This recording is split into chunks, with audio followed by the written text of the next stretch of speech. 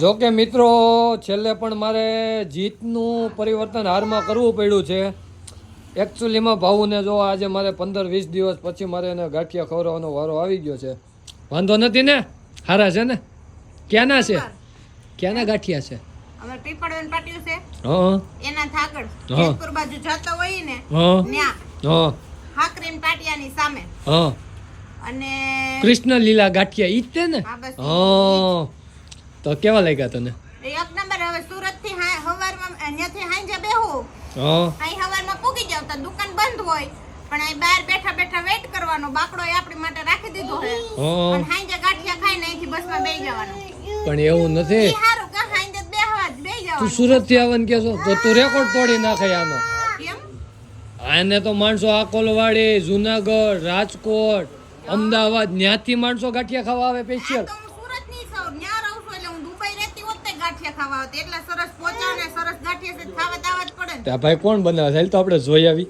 એવો જોયો લે આ જો આ ભાઈ અત્યારે જો ગાંઠિયા વણવાનું ચાલુ જ છે ગરમા ગરમ.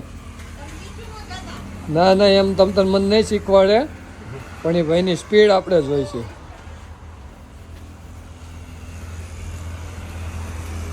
હે તમે ખોલો કેટલા વાગે? ઈ તો ગયો અમે હવારમાં ધડબડાટી બોલાવતા હોય 3 વાગ્યા પછી. સાંજે કેટલા વાગ્યા લગે? રાતના 12 વાગ્યા લગે. એટલે હવે વાંધો નહીં તમ તાર આપણે 12 વાગે ભૂખ લાગે તો પૂગી જાવ અહીંયા પીપળવા થઈ.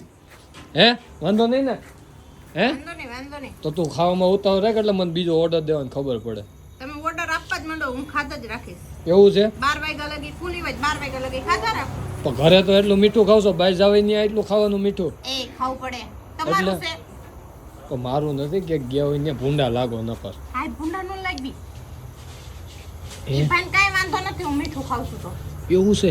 આ ખાવા આખી ડબ્બી દઈ ગયા. ઈ કે બેન મને ઈ કે જોઈને એવું લાગે કે મીઠું તમારું ઉપયોગી થાય તો દઈ ગયા. મેં કે લાવો ને તો ખાઈ નાખો. એટલે એમને અત્યારે ગાંઠિયા મગાવ્યા છે કેટલા?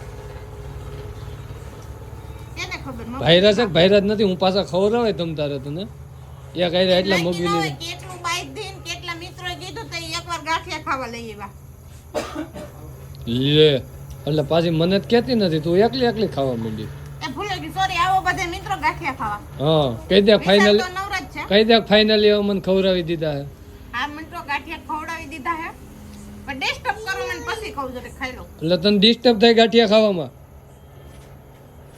છોકરો અહીંયા રમે છે અને ઈ ડિસ્ટર્બ એકલી એકલી ગાંઠિયા ખાવામાં. આવી જાવ બધે મિત્રો ગાંઠિયા ખાવા અને તમે ખાઈ લો. વળી પાછા કહો મેં તો ખાધા નહોતા.